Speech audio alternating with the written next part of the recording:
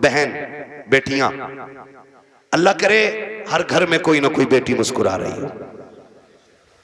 ये एक दुआ है मेरी, अल्लाह करे हर बेटी, हर घर के अंदर कोई ना कोई बेटी हो। आपके घर के अंदर जो बहू है ना, वो किसी ना किसी की बेटी है। आप उसको नौकरानी ना समझिएगा। ये शिकायत तो लोग करते हैं ना कि बहू अब्बा नहीं कहती है, तो सुन भाई अब्बा, तू पहले से इस घर में रह रहा है, बच्ची बाद में आई है, इसको तुम्हारे बीच घुलने मिलने में वक्त लगेगा, इस घर को अपना समझने में वक्त लगेगा, लेकिन तू तो पहले से है ना, तो लाजिम है कि तू उसे बेटी पहले कह, वो तुझे बाद में अब्बा कहेगी। उसे यह एहसास दिलाइए कि तू गैरों में नहीं, अपनों के बीच में आई है। तू बगैर बाप की नहीं, यहां तेरा बाप है। तू बगैर मां की नहीं, यहां तेरी मां भी है। तू बगैर बहन के नहीं, यहां तेरी बहनें भी हैं, यहां तेरे भाई भी हैं। यह एहसास उसको दिलाइए। अभी शेर पढ़ा था हसन रजा बरेलवी साहब ने, उन्होंने हजरत उमर के हवाले से कहा था, बच्ची ने जो कहा था ना, अम्मी खुदा देख रहा है, खुदा देख रहा है। हजरत उमर जब उसको अपने बेटे की दुल्हन बना करके लेकर आए, घर में बैठा के कहा था, बेटी बता मैं तेरा क्या लगता हूं? तो बच्ची ने कहा था, आप मेरे चचा लगते। आपने कहा बस चचा? कहा हाँ आप मेरे चचा लगते। तो कहा बेटी बाप नहीं कहोगी? कहा मेरे बाप का इंतकाल हो चुका है। हजरत उमर की आंख में आंसू आए। फरमाया खबरदार, आज के बाद चचा ना कहना, जब भी कहना बाप कह के आवाज देना, इसलिए कि अगर एक बाप चला गया है, खुदा ने तुझे दूसरा बाप अता कर दिया है। हम पहले अपनी तरफ से पहल करें कि उसको अपनी बेटी तस्लीम करें, लेकिन ना बहू आई, सास का कैमरा लग गया। इसकी आंखें कुरान पढ़ने में काम नहीं करती हैं, इसकी आंखें तस्बीह में काम नहीं करती, इसकी आंखें बहू पे बराबर काम कर रही हैं। दूर बैठी है और उसे देख रही। तुझा शाम कोई लल्ला कि तेरी बहू बहुत लफूदड़ी है। कहा क्योंकि इसे बर्तन धोने नहीं आते। कहा तुझे कैसे पता? कि मैं देख रही थी। इसे ये काम करना नहीं आता, इसे ये भी नहीं पता किचन किधर है। और नई नई आई है, सब सीख जाएगी। खुदारा रवैये बेहतर करो। आपकी बेटी से नुकसान हो जाता है, कहते हैं पगली कब सीखेगी। और जब बहू से नुकसान होता है ना, डायरेक्ट कहते हैं हराम का था, तेरे बाप ने ला के रख दिया, जो तोड़ दिया तूने। जब ये ताने बच्चियों को दिए जाते हैं ना, तो खुदा की कसम बच्चियां फिर रोया करती हैं। शाम को शोहर के बिस्तर पर बैठ के कहती हैं, मेरे सरताज अपने माँ बाप से कह दो जूतियां मारे, चप्पल मारे, हमें कोई शिकायत नहीं है, लेकिन कभी बाप का ताना ना दे, बाप की गुर्बत की गाली ना दे। जब कोई हमारे बाप की गुर्बत की गाली देता है, तब वो चोट यहाँ नहीं यहाँ लगा करती है। बेटियां रो के कहती, इन्हें क्या मालूम है, जिस दिन से मैं पैदा हुई मेरे बाप ने घी खाना छोड़ दिया था। इनको क्या पता है, जब मैं पैदा हुई थी मेरे बाप ने शौक पूरे करना छोड़ दिए थे। मेरी माँ कहती थी घी क्यों नहीं खाते हो, कमजोर हो जाओगे। तब मेरा बाप कहता था कि इतना कर लूं ताकि बेटी को इज्जत से रुखसत कर दो। ए मेरी बीवी, मेरा बाप कहता था मेरी बीवी तू घी की बात करती है, जिस दिन बेटी को इज्जत से रुखसत कर दूंगा उस दिन दुनिया का सबसे बड़ा पहलवान कहलाने लग जाऊंगा। और हम सरकार का दामन नहीं छोड़ेंगे। हम जन्नती हैं, मर के देख, वो लाठी पड़ेगी कोई बचाने वाला नसीब नहीं होगा। इस धोखे में मत रहना कि तेरी वजह से किसी गरीब की आंख में आंसू आए थे और तो यूं ही जन्नत में गुलाब के फूल लगा के भेज दिया जाएगा, ऐसे ही तुझे खुशबू में बसा करके जन्नत में दाखिल कर दिया जाएगा। हाथ जोड़ के गुजारिश करता हूं, पाप उतने करना जिनका हिसाब आसानी से दे सको। याद रखिएगा, अल्लाह अगर हिसाब लेने पे आया, रत्ती रत्ती का हिसाब लेगा और कोई बचाने वाला नहीं होगा। कोशिश ये कीजिएगा किसी की आंख का आंसू तेरी वजह से ना आए, कोई गरीब तेरी वजह से ना रोए, वरना खुदा की कसम कितनी भी आसाने तेरी कब्र पे हो जाए, जितने चाहे 40वें करा लेना, जितने चाहे तीजे पढ़वा लेना, अगर तूने किसी का दिल दुखाया है, अल्लाह उस वक्त तक तुझे जन्नत नहीं देगा जब तक गरीब के एक आंसू का बदला तुझसे नहीं ले लिया जाए।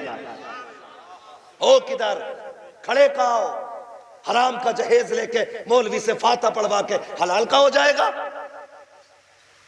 सुन, आज तू किसी की बेटी को लेकर आया, कल तेरे आंगन में भी बेटी आनी है, कल तेरे आंगन में भी बेटी होगी। अपनी बेटी रानी और दूसरे की बेटी नौकरानी, ये कंडीशन है हमारी। दिल मर गए। 4 बेटे तो हिसाब लगा रहा, 10 लाख कलुआ में मिलेंगे, 10 बूरा में मिलेंगे, 10 गुड्डू में मिलेंगे, 10 पप्पू में मिलेंगे, हराम में 40 लाख लेगा। भाई किसी का नाम हो बुरा ना मानना, मैं सिर्फ एक मिसाल के तौर पे कह रहा हूं, मुझे क्या मालूम आपके क्या नाम, मैं सिर्फ बताना चाह रहा हूं। हिसाब लगा रहा बैठ कर 10-10 जोड़ रहा है। अब तो और तरक्की कर गए लोग, 15 पे कहानी आ गई है। और रिश्ता कराने वाले लोग सिर्फ 500 रुपए के लिए मर रहा। बिचौलिया, रिश्ते कराना अच्छी बात है, और वो रिश्ते कराने वाला अच्छा आदमी है जो सच्चा हो। ये जो झूठ बोल के कह रहा ना, सुनो तुम्हें पता कुछ, कहा क्या, कहा वो जो है उनका लड़का 70,000 रुपए महीना कमा रहा, और कहता किसके सामने, जिसकी बच्ची जवान हो गई हो ना। तो वो पूछता, उसके कान खड़े होते, भाई हर बाप चाहता बेटी सुख में रहे, कौन बाप ऐसा, मैं या आप, कोई ऐसा बाप नहीं है जो अपनी बेटी को दुख में देखना गवारा करे। हर बाप को बेटी प्यारी होती है, हर बाप को बेटी प्यारी है। तो उसके बाद जाके कह रहा फलां का बेटा 70,000 कमा रहा, तो उसने भी कोनी मार के कह दिया जरा कराओ यार रिश्ता। फिर पक्का पता 70 कमा रहा, हाँ मैंने कल ही देखा, उसने अपने अब्बा खाते में डाले। लंबा झूठ। कह रहा मगर यार करा तो दूं रिश्ता, अच्छा बात करूंगा, इसके भाव बढ़ते हैं। कह रहा अच्छा बात करूंगा। 2 दिन बाद आके कह रहा रिश्ता तो हो जाएगा, लेकिन बता मैं यार लौंडे की कमाई बढ़ी है ना, तो इसलिए वो उनकी सोच रहे हैं कि रिश्ता बराबरी का मिल जाए। अब बेटी वाला समझ जाता बराबरी का मतलब यह है कि ये हराम का खाना चाह रहा। कह रहा क्या मतलब, का क्या दे दोगे तुम, क्यों? वो लड़की वाला कहता 70 कमा रहा तो 15 दे देंगे। कह रहा लो 15 तो उसको फला गांव से मिल लेते, उन्होंने 15 पे काम आनी है, और बढ़ाओ कुछ। 20 लाख पे रिश्ता तय, 20 लाख पे रिश्ता तय। जब रिश्ता हो गया, शादी हो गई ना, तो झगड़ा हो रहा कि समझाओ ये कुछ करता ही नहीं, कि यार ये तो 70 कमा रहा था, अब क्यों नहीं करता है? कहा वो तो इसलिए झूठ बोला था ताकि रिश्ता बराबरी का मिल जाए। फिर अब जब वो बात खुल के आती है तो फिर तलाकें होती है। तेरे बेटे का तो कुछ नहीं जाएगा, लेकिन जिस बेटी को एक बार तलाक हो जाती है ना, उस बेटी की जिंदगी पे बहुत बड़ा दाग लग जाता है, बहुत बड़ा दाग। और बेटियों की इज्जत इतनी नाजुक होती है, तलाक तो अलग साहिब, छोड़ना तो अलग की बात है। अगर लड़की को देखने वाले आकर के एक बार जाकर के ये कहते लड़की पसंद नहीं आई है, तब लोग उस लड़की में कीड़े पैदा करना शुरू कर देते हैं। कोई कहता है कि चलन अच्छा नहीं होगा, कोई कहता है कि बच्ची का घरवार अच्छा नहीं होगा, कोई कहता है कैरेक्टर अच्छा नहीं होगा, कोई कहता नहीं नहीं नाक नक्शे की कमी रह गई होगी, कोई कहता देने के लायक नहीं है। इतनी बातें लड़की में पैदा की जाती है। और तुम्हें खुदा का वास्ता है, मिलाद वाले मुस्तफा का वास्ता हाथ जोड़ के कहता हूं, जब बेटियों की रिश्ते की बारी आया करे तो शद्दाद हमान ना बना करो, नमरूद फिरौन ना बना करो, दुनिया में हाकिम ना बना करो। अगर बेटी की चाहिए आपको तो किसी पे जबरन बेटी ना लो, दौलत के साथ बेटी ना लो, बल्कि झोली फैलाओ, भिखारी बन जाओ और के खुदा के वास्ते बेटी दे करके हमारी नस्लों को इज्जतें दे दे। खुदा की कसम, जब बेटियां ऐसे आती हैं तो फिर नस्लों में खालिद बिन वलीद जैसे लाल पैदा होते हैं। लेकिन ऐसे मांगे कौन? बारात भी तो लेके जाएगा। कितनी बारात चल रही है भाई? हाँ, जब निकाह इमाम पढ़ा देना तो कहते इमाम साहब कितने पैसे हो गए? इमाम साहब ने कह दिए 5,000। गरीब इलाका होगा यार, छोटा। तो अगर इमाम ने कह दिया ना 7,786, तो कह रहा कौन सी शरीयत में? फिर कह रहा कौन सी शरीयत में? अब तुझे शरीयत याद आई, तेरा बाप जो हराम के खाने खिलाने के ये 300-400 लोग लेके आया, ये तेरे बाप की लाल किताब में लिखे? बेटियां मुर्तद हो रही हैं, जहर खा रही हैं तुम्हारे इन पापों की बुनियाद पर। बारात का इस्लाम में कोई तसव्वुर ही नहीं है, बिल्कुल तसव्वुर नहीं है। हक ही नहीं है कि बेटी वाला खाना खिलाए बारात को। लेकिन पहले सैंपल भेज रहा मुंहों के, कह रहा बोटी बिना हड्डी की होनी चाहिए, रसगुल्ले ज्यादा बड़े ना हो क्यों बगले लेके आएगा? इसने कौम का बेड़ा गर्क करके रख दिया है। एक बाप की बेटी जवान हो जाती है, बाप बेटी को देख के सूखना शुरू कर देता है। इसलिए नहीं कि बेटी जवान हो गई है, इसलिए सूखना शुरू हो जाता है कि बेटी जवान हो गई है। अगर कोई दरवाजे पे शरीफ आ भी गया तो बारात में हराम की खाने वाले लोग आएंगे। पहली बात तो जो भी बेटी लेने के लिए आएगा 4, 5, 10 लाख से शुरू होता है, उस कुत्ते का पेट भी भरना है। फिर जो बारात हराम का खाने के लिए आएगी उनके लिए भी इंतजाम करना है। हद तो तब हो जाती है जब 400 बाराती खाने के लिए बैठे हो और लड़के का बाप बगल में परस दबा करके बारात के टेबलों पे चक्कर लगा के पूछता है नमक ठीक है कि नहीं, मिर्च ठीक है कि नहीं, कोई कमी तो नहीं रह गई है। पूछना तो ये लड़की वालों को चाहिए था, ये क्यों पूछ रहा कि दयूस की औलाद, इसको हक किसने दिया है कि ये खाने की कमी पता करे? और कितने बेगैरत होते हैं, उसके बावजूद भी उठ के कहते हैं नहीं जी बात तो ठीक है, खाना भी सही है, लेकिन नमक ज्यादा कर दिया गया है, मिर्च तेज कर दी गई है और बेगैरत नाक तक खा चुका है, तो खाने में ऐब निकाल क्यों रखा है? पहली बात तो ये है लड़के वालों को हक नहीं है कि वो बारात के खाने के बारे में पूछे और फिर ये कहे खाना कैसा है। सुन बेगैरत सुन, जब तुझे लगे कि तेरी बारात हराम के लुक़मे तोड़ लगी है तो कोने में झांक के देखना, उसी पिंडाल के किसी कोने में लड़की का बाप सहमा हुआ होगा, गर्दन झुकी होगी, बगल में हाथ होंगे, आंखों में नमी होगी, कभी बारात देखता होगा, कभी आसमान को देखता होगा, कहेगा मालिक आज लाज बचा लेना। अगर एक बाराती फाके से चला गया मेरी बेटी को पूरी जिंदगी ताना दिया जाएगा। गरीब बाप खड़े होकर के अपने रब को आवाजें दे दे के कहता है मेरे परवरदिगार खाने में बरकत देना, अल्लाह खाना कम न पड़ जाए। और जब खाने से निकलता बंदा अगर वो पूछता कि बताओ खाना कैसा था, और एक बेटी के बाप से बड़ी बेगैरती से कह दिया जाता है कि खाना ठीक था लेकिन नमक की कमी थी, मिर्च ज्यादा थी, बाप का कलेजा टूट जाता है। मैं पूछना चाहता हूं अगर नमक ज्यादा भी था, मिर्च तेज हो गई थी, अगर तुम इतना कह देते अल्लाह का शुक्र बहुत अच्छा खाना है, तो तेरा क्या चला जाता? कम से कम गरीब का मान रह जाता, उसका दिल रह जाता। तूने खाने का इनकार किया, उसका दिल भी तोड़ा, रब को भी नाराज किया। खुदा के वास्ते किसी का दिल ना तोड़ा करो, अगर हो सके तो दिल छोड़ दिया करो। अगर ऐसा करोगे काबे वाला भी राजी हो जाएगा, मदीने वाला भी राजी हो जाएगा।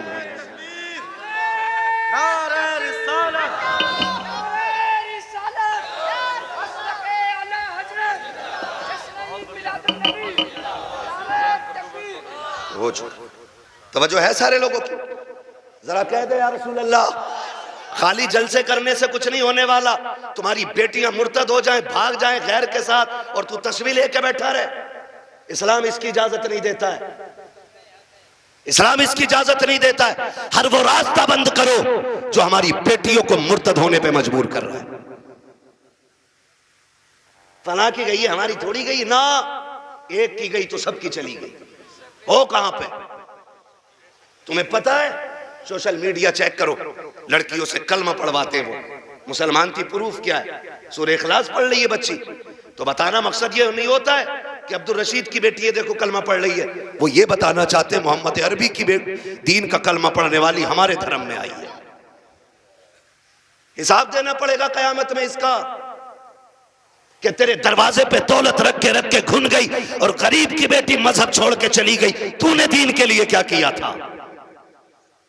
ऐसे लोगों की दौलत को अल्लाह सांप बना के गले में डालेगा और तब कोई पीर बचाने नहीं आएगा। लिखो मेरी बात,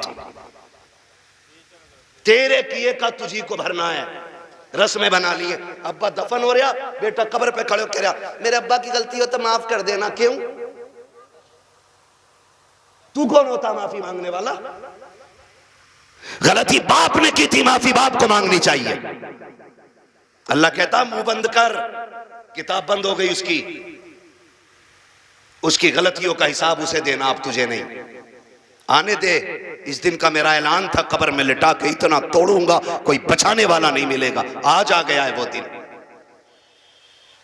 मेरे बाप की गलती माफ कर देना, थप्पड़ तेरे बाप ने मारा था, गरीब के तूने नहीं मारा था।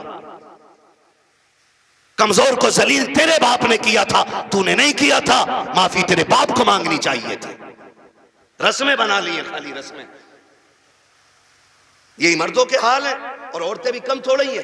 मर जा तो उसके कपड़े नोच लेती है, हाय जी माफ कर जाओ। हाय जी माफ कर जाओ, अब कुछ नहीं होने वाला। जीते जी एक दूसरे से माफिया मांग लो, जीते जी एक दूसरे से अपनी गलतियों का निपटारा कर लो, वरना कोई बचाने वाला नसीब नहीं होगा, कोई बचाने वाला नहीं मिलेगा।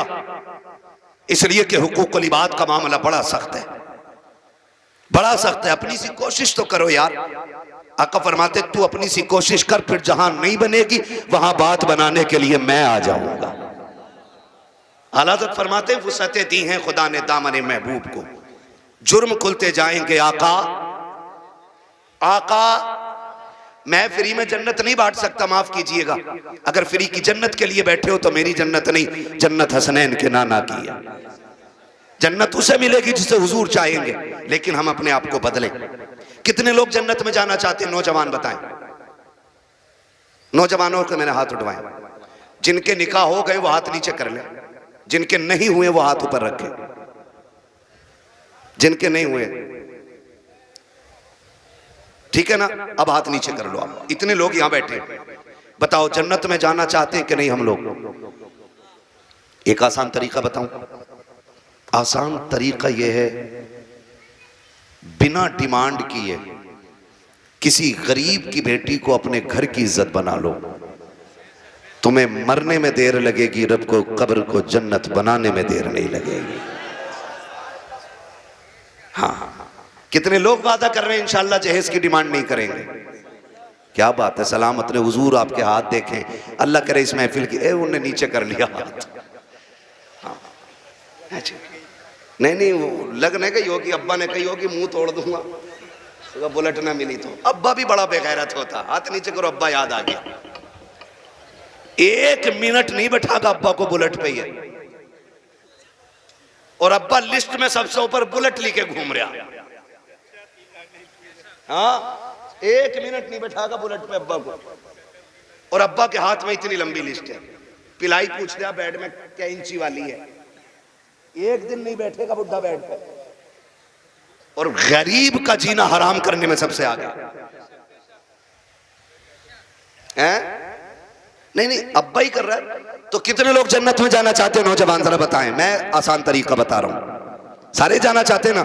हाथ नीचे कर लो, खुदा सलामत रखे। पूर ससुर के देने से नहीं पड़ती है, किसके देने से पड़ती है? बहुत कमजोर लोग हो यार। हमारा रब कौन है इतना पता है ना, तो फिर बोलो किसके देने से पूर पड़ती है?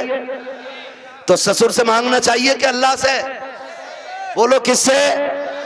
तो इसे कुत्ता ना कहूं जो ससुर के आगे यूं कह रहे हैं 10 लाख चाहिए, कोई दिक्कत ना ना। कुत्ता वो खाता जो फेंका जाता है, और ये कुत्ते से बदतर है जो छीन के ला रहा है।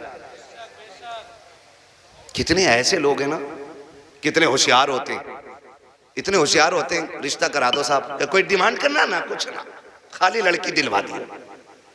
खाली लड़की मिल गई, फिर बिचौलिया आके कहता सुनो कि हाँ कि लोग बड़े अच्छे शरीफ हैं, कुछ भी ना मांग रहे, लड़की कह रहे लेकिन यार तुम कुछ गैरत करियो। बिचौलिया भी बड़ा बड़ा बना हुआ पड़ा। अगर इसकी कुटाई का नंबर आ गया ना तो कोई बचाने वाला नहीं मिलेगा। कोई बिचौलिया, सबको नहीं कह रहा हूं, जो अच्छे वो तो अच्छे ही है। एक दूसरे का मुंह ना देखा करो, मुझे दोनों ही चोर लगते हैं। फिर तो कह रहा तुम्हें पता है लोग तो बहुत अच्छे हैं, लेकिन थोड़ा सा ख्याल करियो। क्या ना, गाड़ी कौन सी निकाल ले? तो गरीब बंदा कह रहा है कि हाँ एस्प्लेंडर निकालने के ना। वो लड़का कह रहा था यार वो बुलेट हो जाती ना तो अच्छी थी। ऐसे भीख मांग रहा, कैसे फेर डाल के भीख मांग रहा। जो दरवाजे पे आके कहता भीख मांगता, वो भी कहता खुदा तेरी नस्लों को आबाद रखे, तेरी औलाद सलामत रहे, तेरी नस्लें बरकत होती रहे। हैं भीख मांगने वाला भी ये कह रहा, और ये डायरेक्ट कह रहा ना बुलेट हो जाती तो अच्छी थी। लड़के का मन जो है ना थोड़ा बुलेट को हो रहा, और तुम पे ना हो पैसे तो हमसे ले लो। तो लड़की वाला गैरत करके कहता ना यार हम ही डाल देंगे। इसका काम सीधा बुलेट करवा दी एक बार में। जब शादी के 4 दिन रह गए तो कह रहा खाने में क्या दे रहे हो? सुना खाली कोरमा कर रहे हो, क्यों कबाब खागा? बेगैरत कहीं का। कह रहा कोरमा कर रहे हो खाली, क्यों? उसकी कलेजी भुनवा ले लड़की के बाप की। बेटे पैर थोड़ा जलसा है। कह रहा खाली कोरमा कर रहे हो? कि हाँ। कहना वो ये कह रहे थे ना बिरयानी भी हो जाती और थोड़ा हलीम और बढ़ा दियो। अब तो ये चल ही रहा, फेफड़े निकाल दिए बेटी वालों के, ऐसी कंडीशन कर देते। अभी कुछ दिन पहले की बात थी, एक न्यूज शाये की गई, एक बाप ने बेटी की शादी से 4 दिन पहले फांसी लगा ली।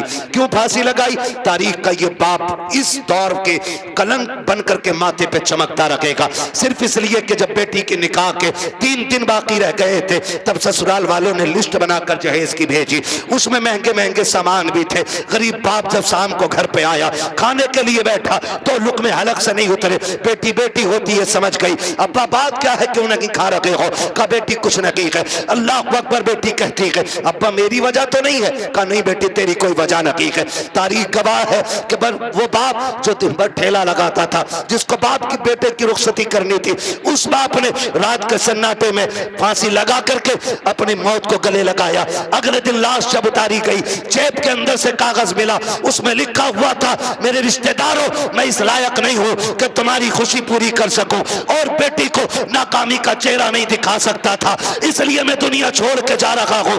अगर मेरी लाश तुम्हारे काम आ जाए तो इससे फायदा उठा लेना। तुम्हें खुदा का वास्ता इन हालात में बेटी वालों को मत लाओ। कैसे मौतें हो, अगर ऐसे मौतें होंगी तो ना कोई यहां बचाने वाला मिलेगा ना वहां बचाने वाला मिलेगा।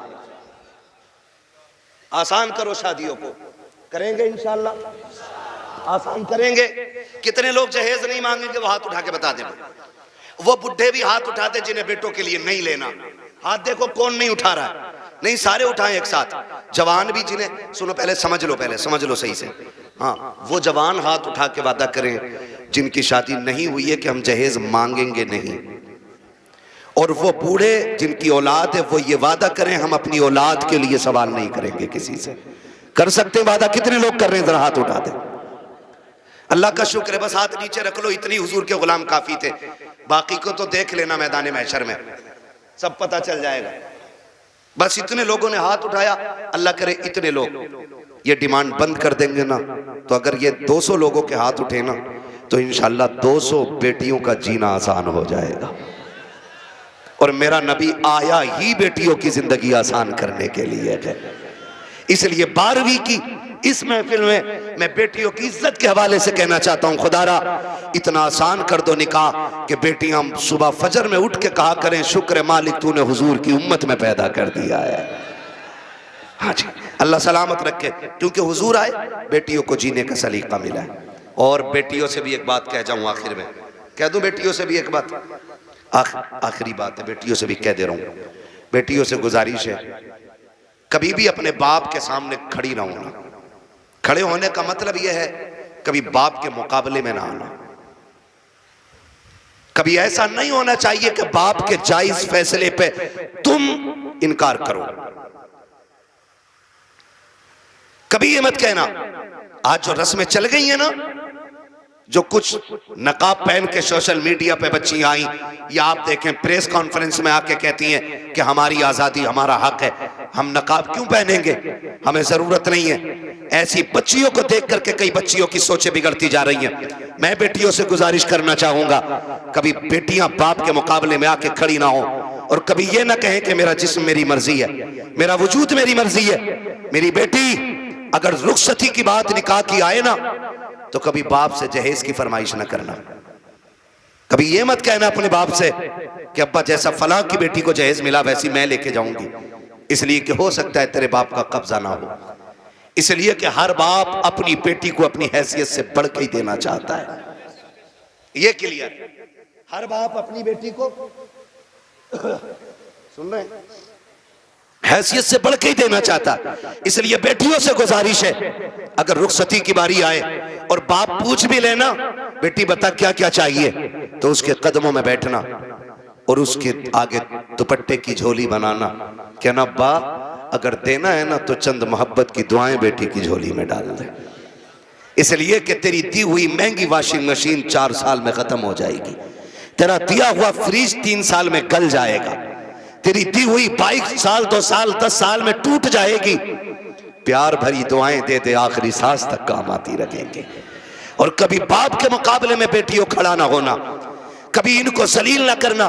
मुझे तो हैरत होती है वो बेटियां जो बाप की मर्जी के बगैर किसी के साथ भाग जाती हैं, उनकी हिम्मत कैसे हो जाती है कि वह बाप के चेहरे पे कलंक लगा जाती हैं। उन्हें भरोसा कैसे हो सकता है 2 घंटे नाली पे बैठ के बात करने वाले नौजवान पर कि जो अपने बाप की इज्जत की फिक्र नहीं कर सकता, वो तेरी इज्जत की रखवाली क्या करेगा। और मैं नौजवानों से कहूंगा, ऐसी बेटियों से कभी निकाह न करना जो शादी से पहले तुमसे फोन पे बात करती हो, इसलिए कि जो अपने बाप की इज्जत की रखवाली नहीं कर सकती, वो अपने शोहर की इज्जत की रखवाली कभी नहीं कर सकती है। नारे रिसालत के आला हजरत। बहुत बढ़िया। आपसे कहना चाहता हूं, मत कीजिए ऐसी बच्चियों से शादियां जो शादी से पहले आपके साथ फोन पे बात कर रही हैं, इसलिए कि जितना बाप ने एहसान तुम पे किया है ना बेटियों, तुम्हारा शोहर नहीं कर सकता है, नहीं कर सकता है। और ये तेरा मजनू लुल, ये 3 घंटे मच्छरों से कटवाने वाला नाली पे बैठ के और कह रहा तुझे चांद तारे दिखाऊंगा, जो खुद मच्छरों से नहीं बच रहा ये चांद तारे दिखागा। हाँ, और फिर बाप की इज्जत पे कालिक पोतने वाली बेटियों का अंजाम या तो फ्रिज में टुकड़े मिलेंगे, या बोरी में रोड पे मिलेगी, या ईख के खेत में टुकड़े मिलेंगे, या फ्रिज में पैक मिलेगी। इसलिए कि लव मैरिज के अंदर कितने दिल तोड़े जाते हैं, कितनों की इज्जतें उड़ाई जाती हैं, कितने दिलों से खिलवाड़ होता है, ये कोई नहीं जानता है। इसलिए इस तरह की शादियों पे लानतें बरसा करती है। अरेंज मैरिज कर, माँ बाप की मर्जी से कर, खुदा की कसम जिसमें सबकी रजा होती है उसी में खुदा की रजा होती है।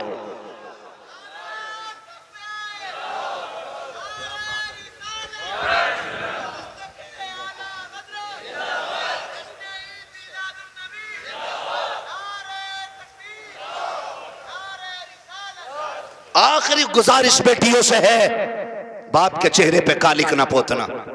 और मैं तुम्हें कितने बेटियां आज भी दिखा दूं कि जिनको चांद के पार ले जाने वाली बातें लोग करते थे और 6 महीने बाद तलाक दे के धक्के दिए, सारी सोसाइटी ने मुंह मोड़ लिया। यही बाप जिसका मुंह काला करके बेटी गई है, इसी ने उन बेटियों के लिए दरवाजा खोला है। वही बाप फिर इस बेटी को रखता है जिसकी इज्जत के साथ खेला बेटियों ने। मैं तो खुल के कहता हूं बेटियों से, खुदा की कसम खा के कहता हूं, पूरी दुनिया के आशिक एक पल्ले में रखो और सिर्फ बाप का रिश्ता बेटी से दूसरे पल्ले में रखो। पूरी दुनिया के आशिकों का इश्क कम पड़ जाता है और बाप की एक दिन की महक भर भरी निगाह जो बेटी के चेहरे पे पड़ती है, वो पूरी दुनिया के इश्क पे भारी पड़ जाती है। सच कह रहा हूं, ये याद रखिएगा, जो इज्जत बेटी को एक बाप दे सकता है वो कोई रिश्तेदार नहीं दे सकता है। और ये मेरे नबी ने करके दिखाया है। आज कहना आसान है, मेरी बेटी मेरे जिगर का टुकड़ा है। हुजूर ने तब कहा था मेरी बेटी मेरे जिगर का टुकड़ा है जब बेटी को कत्ल करने पे फख्र होता था। हाँ, क्या दोगी बेटी हो, क्या कर सकती हो बाप के लिए, इसका एहसान जानती हो तो तुम्हें बताऊं। अगर ना पता हो ये बात जहन नशीन कर लेना। एक एक बेटी मेरी बात कान खोल के सुन लेना। इस बेटी को 12वीं वाले सरकार ने इज्जतें दी हैं। सुन मेरी बेटी, जब तू माँ के शिकम में आई थी पूरा खानदान कह रहा था बेटा होगा तो अब्दुल्ला नाम रखेंगे। कोई कहता था अपने नाम पे नाम रखूंगा, कोई कहेगा भतीजे का नाम ये रखूंगा, दादा कहते था पोते का नाम ये रखूंगा, दादी कहती थी लाडला आएगा, नाम उसका शेर रखा जाएगा, अब्दुल्ला रखा जाएगा। सबने बेटों के नाम सोचे थे, बेटी का तो तसव्वुर भी किसी का नहीं था। जब वक्त ऊपर हुआ विलादत के वक्त से तेरी माँ को हॉस्पिटल ले जाया गया, चचा ने कहा कि ऑर्डर दे दो जल्दी से मीठा बन जाए, भतीजा आने वाला है। पूरे खानदान में खुशियां थी, लेकिन अचानक हॉस्पिटल से फोन आया कि बेटी आई है। चचा का चेहरा उतर गया, दादी का चेहरा उतर गया, दादा बिस्तर पे गिर गया। वो जो मीठे बने थे लोगों ने ऑर्डर कैंसिल कराए, दुकान वालों ने कहा क्यों नहीं लेता, का बेटा आता तो लेता, भतीजा आया के इसलिए मीठा नहीं चाहिए, ये कह के मीठा टुकड़ा दिया गया था, क्योंकि तू पैदा हो गई है, दुनिया ने तुझे मनहूस समझ रहा है, दुनिया आज भी तुझको वैल्यूबल नहीं मान रही है। खुदा की कसम खा के कहता हूँ, जब चचा को तेरे आने से तकलीफ, दादा को तेरे आने से तकलीफ, दादी का चेहरा तेरी वजह से उतरा है, सब ने तुझे ठुकराया, एक बाप ही तो था जो हॉस्पिटल सीना उठा के गया था और इसने तुझे गोद में उठा के तुझे चूम के कहा था दुनिया लानत दे रखी है, लेकिन शुक्र है अल्लाह ने मुझे जन्नत का टिकट अता फरमा दिया है। सबसे पहले जिसने तुझे अपनाया वो तेरा बाप था। हालांकि चचा ने भी मीठे से इनकार किया, ये कहता मेरे लिए जन्नत का टिकट आ गया, मेरे जिगर का टुकड़ा आ गया है। ये बाप फिर तुझे कंधे पे लेके बाजार गया। लोग कहते थे दुनिया बेटे को उठा के घूमती है, कितना मनहूस है, 4 बेटियां ही बेटियां, एक चिराग जलाने वाला नहीं। मैं कहता हूं मुंह बंद कर, अल्लाह बुझाने पे आए ना तो 18 बेटों वालों के चिराग बुझा देता है, और जब जलाने पे आता है तो खुदा बेनामो निशान लोगों के नाम के चिराग दिला देता है।